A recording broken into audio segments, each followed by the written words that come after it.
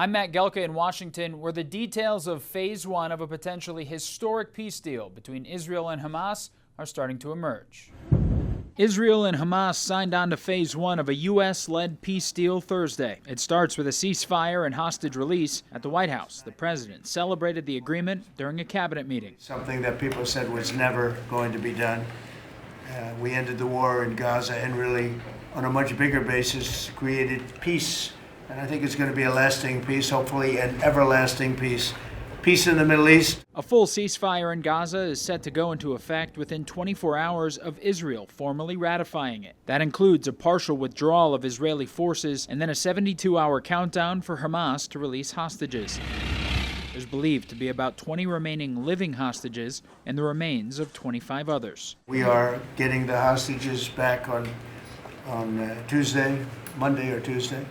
And that'll be a day of joy. I'm going to try and make a trip over. The deal represents a breakthrough in a 2-year war that started with the deadliest massacre of Jewish people since the Holocaust. Gaza's health ministry has said nearly 70,000 Palestinians have since died, with the country in a humanitarian crisis.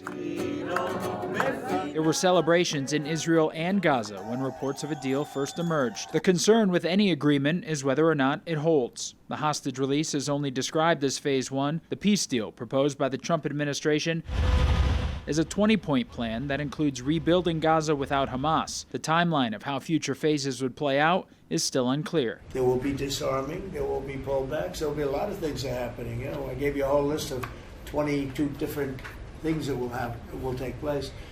And I think it'll take place, and I think you're going to end up with peace in the Middle East. But we have to get our hostages back.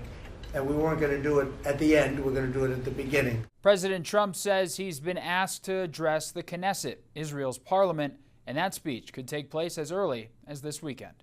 Reporting in Washington, I'm Matt Gelka.